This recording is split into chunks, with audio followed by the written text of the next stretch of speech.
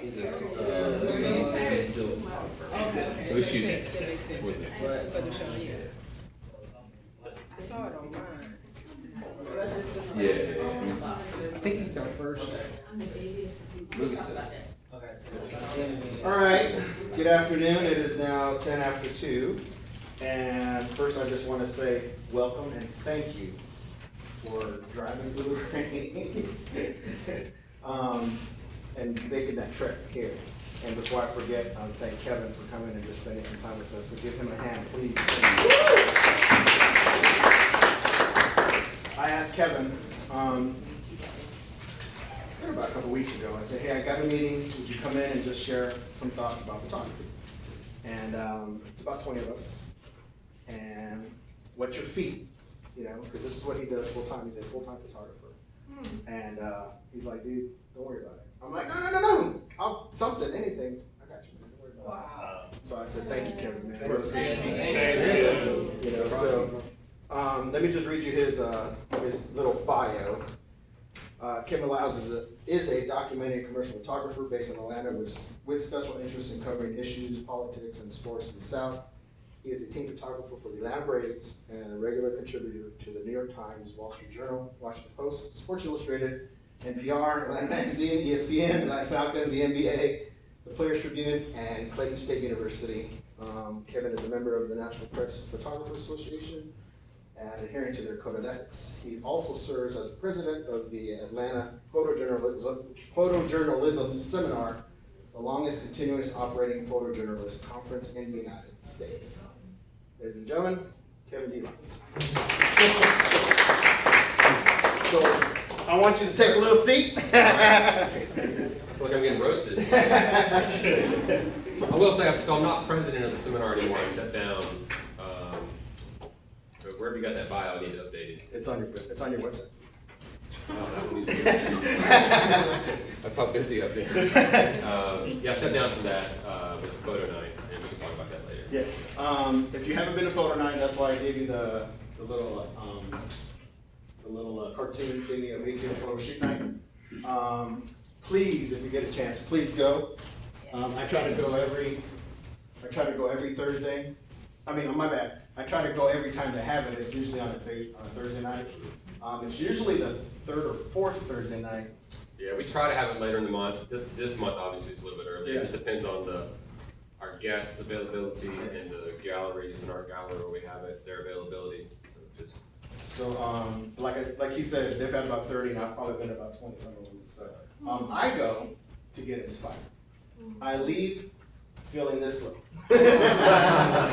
Because the way I look at it as a photographer, if you want to be a better photographer, you got to hang around better photographers. So when I look at Kevin's work, or when I look at other people's work, I get inspired.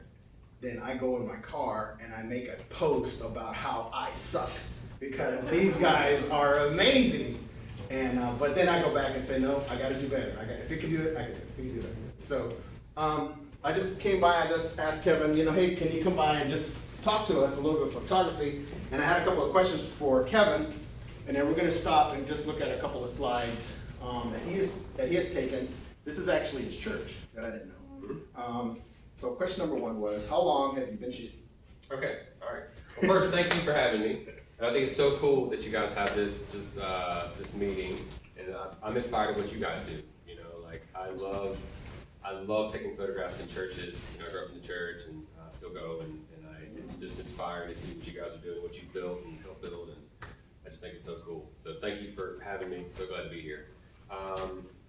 So I started taking pictures. I became a reporter for a newspaper in Moultrie, Georgia in 2002, the Moultrie Observer. And never taken a picture professionally, and never written professionally either. I went to school at Valdosta State, and I had quit school and kind of floundering and got this job as a reporter. And they handed me a Canon AE1 film camera with a 50mm lens. It was like, I had to take a lot of my own pictures. We had a staff photographer, but he was busy a lot. You can't have. It was a small paper, so it's 2 reporters and 1 photographer. Now there's no photographer and I think still 2 reporters. But at any rate, we take a lot of our own pictures, shot it on film, go to Walmart, process them into negatives, come back to the paper, scan them in, put them in Photoshop, doctor them up, or I say doctor them up. You can't do a lot of doctoring in photojournalism, but you know, you can just lighten it up with the curves and levels and stuff. And so that was 2002. So that's when I found photography and decided that's what I wanted to do for a living. And it took a few years to get there. Worked at a couple of other papers. I landed down in Griffin, Georgia, as the staff photographer there in 2004.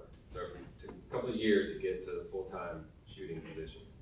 It's a funny thing with small papers, if they know you can write, they want you to write. You know? And so writing became a liability because I just wanted to shoot. Like I knew that I couldn't get better unless I did this full-time, you know? And so anyway, I ended up in Griffin, and I wanted to work for, I'm just giving you kind of a condensed work history here, you know, career history. I wanted to work at a larger paper, like the Atlanta Journal, Washington Post, New York Times, somewhere. I mean, I would settle for like the Augusta Chronicle. I just wanted to work at a larger newspaper. That's what I wanted to do for a living. And so I quit the paper and went back to school full time at Clayton State. It was close. I just needed to finish. I needed the human resources checkbox filled. I didn't care what the degree was in, just get it done. So I actually got my degree in communications and media studies. It was amazing. Clayton State is an amazing institution for how small it is, and not many people know that, but I had a great time. So during that time, 2007 to 11, I also started working as an assistant with Sports Illustrated.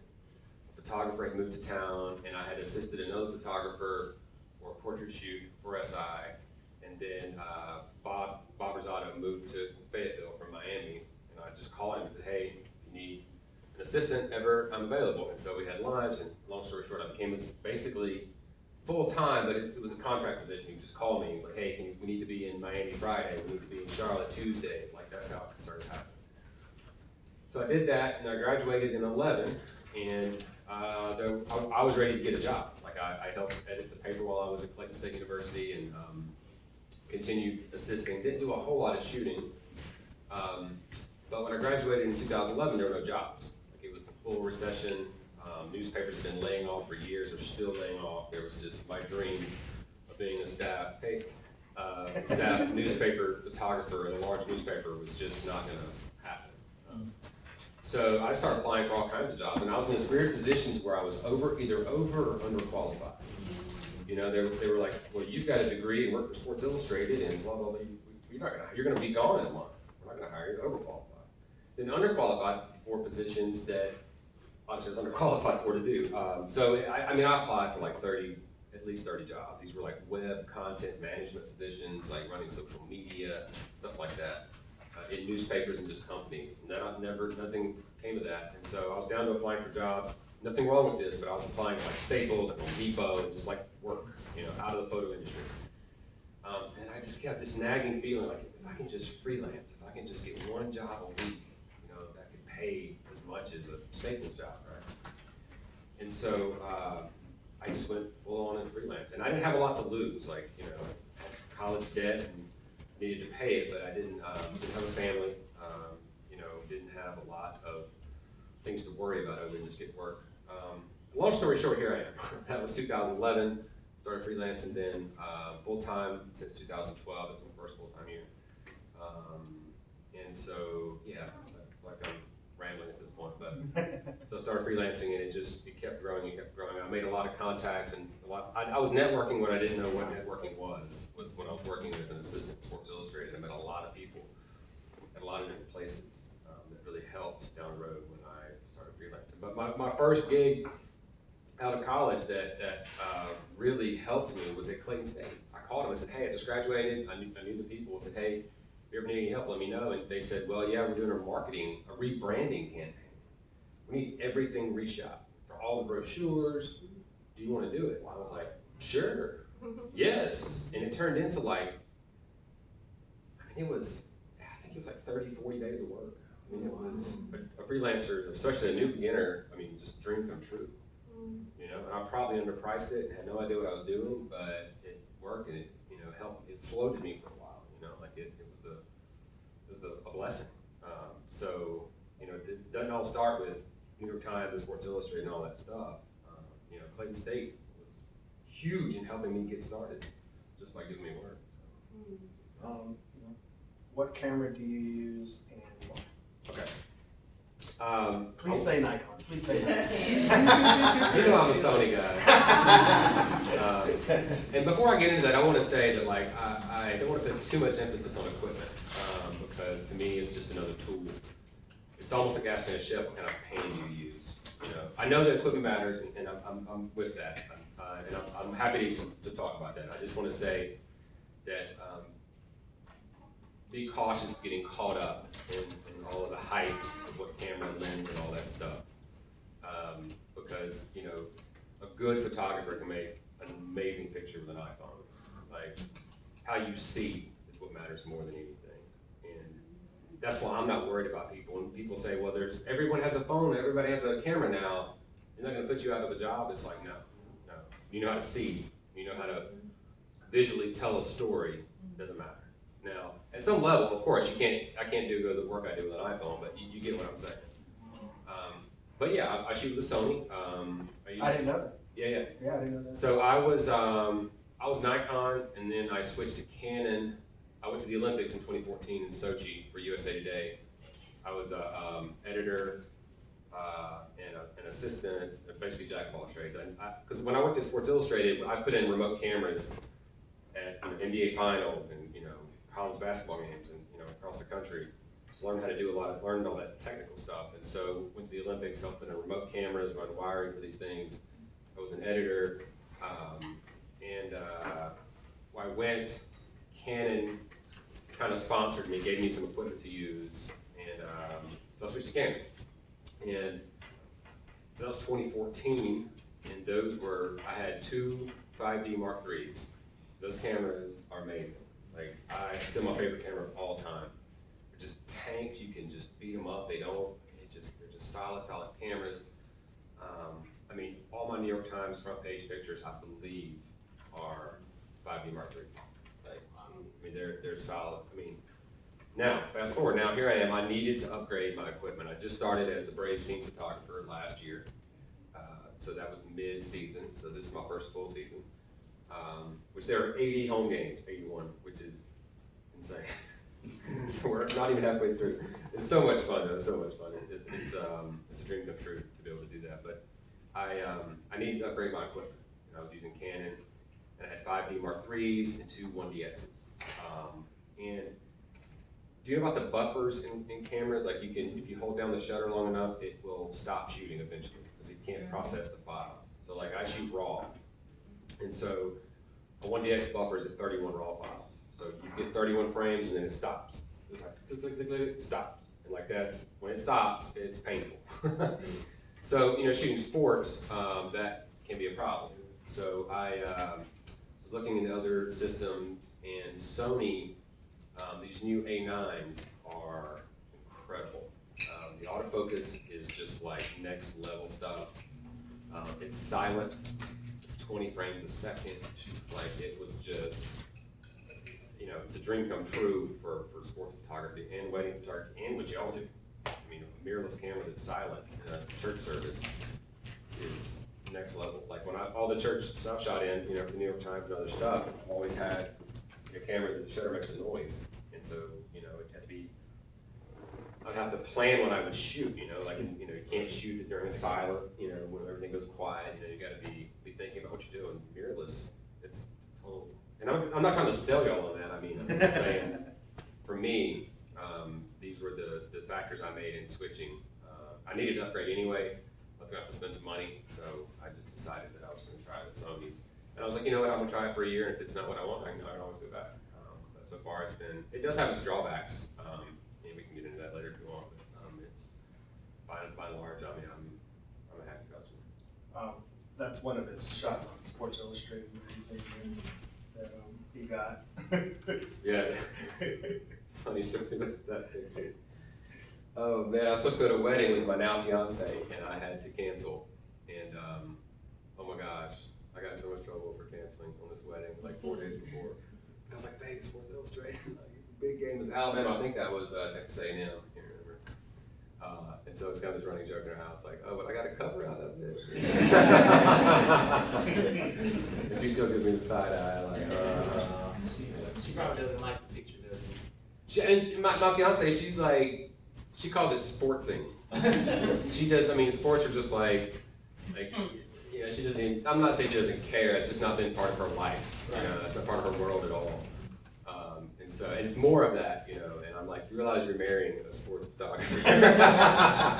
A lot of what I do now, so much more what I do with sports now, so it's kind of this fun joke in our house. But yeah, I shot that in 2016, and the cover ran 2017. It ran later. Question I had was, what inspires you the most when you're shooting? Gosh, it's hard to say. You know, whatever I'm doing, I really just want to do the story or the assignment of the job justice. You know, I really just want to tell that story. I just consider myself a storyteller no matter what I do. And so Braves, whatever, is telling that story, and I just want to make sure that my goal is to capture that and to stay relevant and just tell stories. I don't. It's a good competitiveness that I have. You know, just like you're talking about, you see other photographers, like, man, it's so good. Like, and it's a dangerous world out there with social media. You know, you get sucked into like looking at people's stuff. Like, oh my God, you know, this is so good. What am I doing with my life? Like, I'm terrible. You know, like everybody goes through that. And so, you know, I try to remember that there's this old saying that you're only as good as your last shot, and I hate that. I don't believe that. You know, like I used to adhere to that, but that sets a dangerous precedent to just try to be amazing at every single shoot. You can't do that. You know, you have good days and bad days. But I pull inspiration from a lot of things. You know, I pull inspiration from music, from other artists, from just looking at work, from just all sorts of different places. But whatever it is, I just want to do the assignment justice and tell that story as best I can. I know you said that the gift of a photographer is that innate ability to capture that moment and let that moment tell the story. But can you talk about when you first started, how you went about capturing that moment versus now that you've been doing it and been doing the profession for a while, how you capture that moment and the differences? Okay, that's a good question. Thank you. That's very good. Make me think up here. No, I'm just kidding. Happy to. In the past, I was a bit more nervous and anxious. Trying to prove myself, trying to make sure I got it. Especially working for and this is later on, but this is still the difference in 3, 4, 5 years ago than now. For New York Times and stuff, and just, oh God, if I get a good picture, oh my God. But even back 10, 15 years ago, I was just a bit more anxious and nervous and shot a lot more. Just like, oh, I gotta capture it all and figure, hopefully I get it. And now it's a bit more patient, and knowing that, or hoping, pretty confident that I'll get something, and not having to have my camera up at all times, engaging with subjects more, listening more, being present in that moment. Like the other day, I'm doing this story. I did this story for the Washington Post, and it's a long story about what the story is, but I'm in this guy's house and taking pictures of him. And then he talks about his Mustang.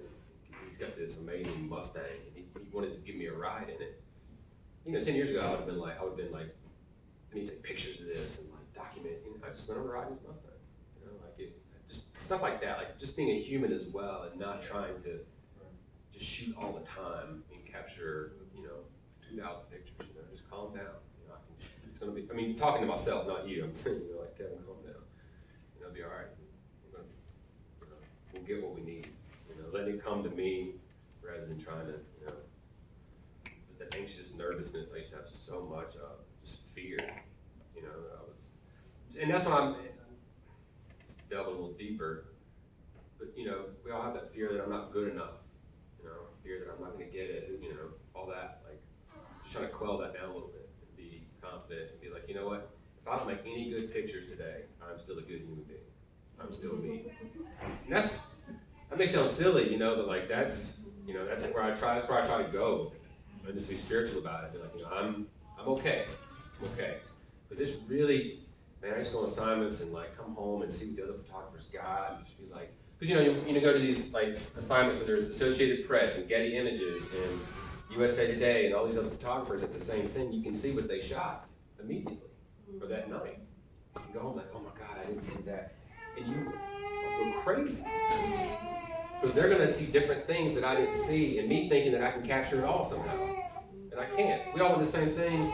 Y'all gonna make some amazing images that I didn't see, and I would just end up going down a rabbit hole of.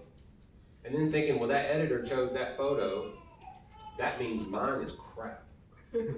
That means that mine is just terrible, and that's not true at all. Like, it took me a few years to get through that.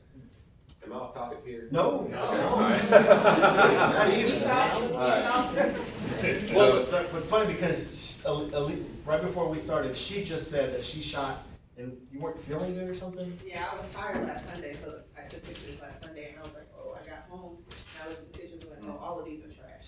And Yeah. It's easy. It happens to all of us, And I'm just trying to work through that a little more in like self-talk and being like, and I have to talk to myself before, so when I get to that position, I'm like, Kevin, remember we talked about this. This is that spot. This is that spot we don't like. And it's all right. It's all right. And then I get to like, man, I heard somebody talking about this comedian who, comedians are a lot like, artists, photographers, right? Performance, doing your job and having other people critique it. That's what we do, right? And he went to therapy, and have you ever heard of imposter syndrome? yes. That stuff is real. I really had that. Like, I was working for these publications, and I really thought that somebody was going to figure out that I was a hack. I was like, somebody somewhere is going to say, who hired this guy? Like, who does he think he is? I grew up in a small town, like, not around a lot of, I don't know how to explain it, just very provincial. And so a lot of the stuff that I do now feels like, man, this country boy, like, doing this stuff, who does he think he is? That went through my head. This comedian, I don't know his name, but got some therapy and got through a lot of that stuff and didn't need to do stand-up anymore because he didn't need that approval. And I was just like, wow, that's amazing. Like, we can get to the point where you don't, anyway, that's other stuff. But I don't want to get to that point where I don't want to shoot, but like, not dependent so much on the likes, and the attaboy. And I gotta be careful because it feels good when that happens. But see, if that feels good, then I'm gonna go back down. Then I'm dependent on you liking me, my work, and it's a boost. But if it's a boost, then it's gonna be a drop too. So that's where I try to just like stay in the middle and be like, if you ever read like artists, it's like I compare photographers to musical artists a lot, but like if you ever read them, they're like, I don't read the reviews, I don't care what they say. Because if I care, then I'm vested in what you're saying and not what I'm saying. So, Man. sorry. No, you're good, you're good. My final question, and then we'll open it up real quick and Sure. we'll just go over some slides. Yeah. What do you think about when somebody says, my dad, he shot for Vietnam War 8mm film. Okay. And he would say, Daniel, son, he goes, a picture says 1,000 words. What is that? When you hear that, what does that say? It's so cliche, we've heard it so many times, right? We've heard that our whole lives. But it's so true, right? When you hear somebody try to describe a photo, you just gotta see it. You can't do that. And I don't know.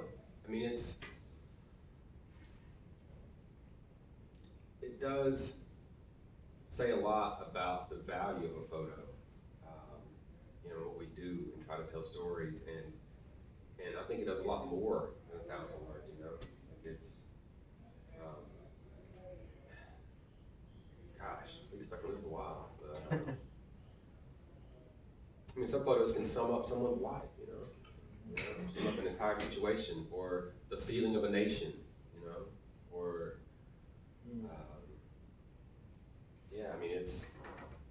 I think it's true, and I think it's almost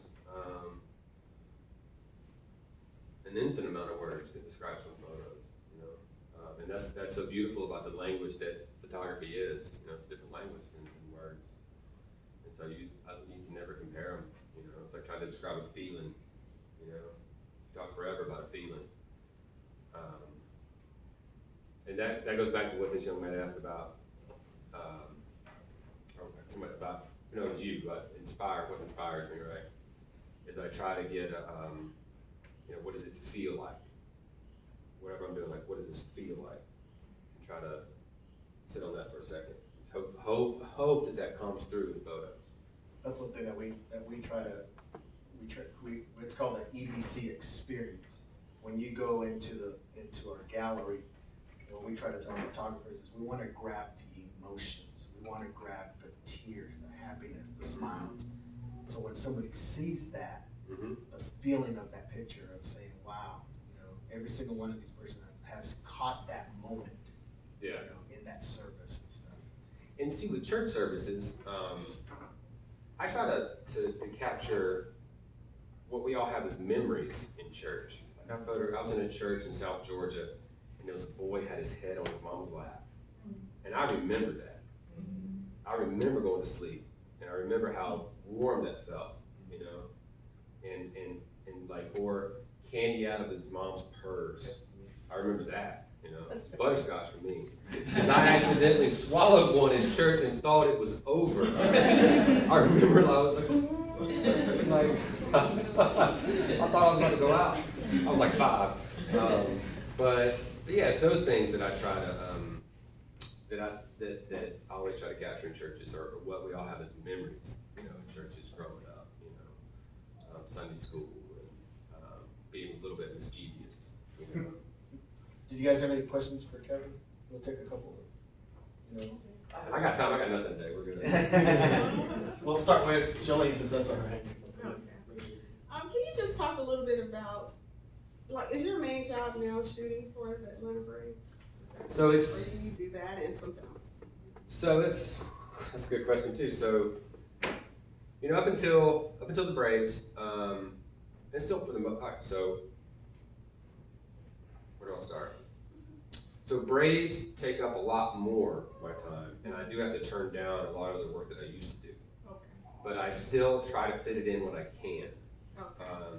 So like this week was, I don't travel with the Braves. I only cover the home games. So they're out of town right now. So we start again Monday, and there's 10 games in a row. It's like Braves, the way it works, if you're not familiar, they'll have like a home stand of like, I don't know, 5 to 10 games. Then they go on the road for same amount of time, 5, 7, 10 games, and then come back. It's just like chunks. So it's like, you know, 7 games off. So like I was off this past week from the Braves, but I worked Monday, Tuesday, Wednesday, Thursday. So like that's too much, really. I'm trying to slow it down a little bit. But I get so excited about these things. I worked for the Washington Post. It was a 2-day assignment, and the second one was to go to Nashville for the Golfer's Journal, which is this new publication that publishes quarterly. So when you shoot, what is can you just talk a little bit about like how you prepare for that and when you shoot? Like, do you go there and you shoot behind the scenes stuff? And thinking about how we shoot as church photographers, you shoot behind the scenes stuff and just shoot things as it's happening, action on the field. We're shooting about Braves, right? Yeah, it could be the Braves wherever you shoot. Like, are you just shooting what's happening at the moment? And how do you shoot? Like, do you take a billion pictures and you go home and kind of go through them and pick out the best shots, or you look for certain things? Sure. Now, we were talking about this earlier, the peripheral. So back up a little bit. So with sports photography, and I was telling him, like, you can compare sports to church. Like, with the service, I mean, just bear with me. Not one-to-one comparison, but like, with the service being the game. Right. And you got the prep, game, after game, right? So like, a few years ago, I did some work for the Falcons. In 2015, I shot every home game. And I told them I just wanted, the way I pitched it was like, I just want to shoot, I don't want to shoot action. I just want to shoot the periphery, the stuff around the game.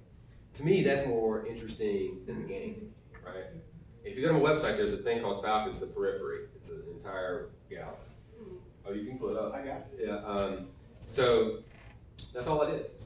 And the moment, and then I took a shot of AJ Clare, who used to play for us, and then went to New England, got a Super Bowl ring, now he's back. Oh. Right, get a ring, come back. But he has these huge dreads, and he was standing on the sidelines. Wait, there's, I'll show you. So these are all just sideline, pregame, little Roddy. This is a remote camera. That was the last time Matt Ryan ran through the flames at the Georgia Dome. So that's the remote camera I put up. So I'm down here. That's a remote camera I set up with the Pocket Wizard. But anyway, I got this shot of AJ Claiborne, and the Falcons were actually tagging me when they put it on Instagram. They would say photo by. And so Instagram picked it up. I'm trying to find it, I know it. I know it's in here. While you rolling that, can I ask you, when you shoot the, Here, click right here. Click right here. Click on that little grid.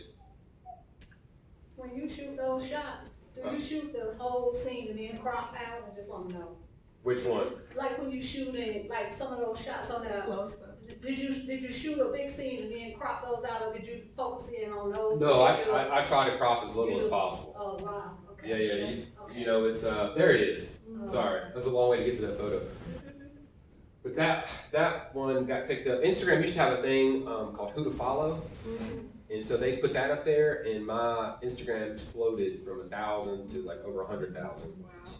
And then it peaked, and then it's been falling ever since. Instagram's a weird thing. It's at 90,000. It's at 90,000 now, but like I don't know who my followers are. A lot of them are in the Middle East. Like it's a strange, like for real. Yeah. And so like I get a couple hundred likes a photo. That one got 1,500, the most ever. And but I'm just saying I really don't care, but I'm just saying those numbers because someone with 90,000 followers should get 9,000 Right. likes. a few thousand likes, Yeah. right? I get a couple hundred. Just fine with me, but like I would rather have real followers. Instagram doesn't ask you this stuff, they just feature you. Me and the girl were at IKEA, and I looked at my phone, and it was just, you couldn't read it. The follows were coming so fast. I didn't know what happened. I was like, something just happened. I don't know what. The internet's a weird place, and something just happened. And I had to go in there and turn notifications off, and then I got an email from Instagram that was like, you've been featured, basically, behave. It was like, they didn't say it that way, but like, you're in front of the world now, don't do anything stupid, really, kind of thing. Basically, do what you've been doing, just continue doing it. Right. You know, and so, anyway, I'm not answering your question, but we got sidetracked. So, you're asking me, how do I approach these things, right? Process. So, at these games, or whatever it is, I'm always going for moments. Like that's really a lot of what I'm going for. So I just think about where those moments would be. I was telling him if I was photographing a church service, I would try to get in to the pastor's office before he goes out. What's he doing? What's he prepping? Like, if it's not, y'all can't go in there. So there's,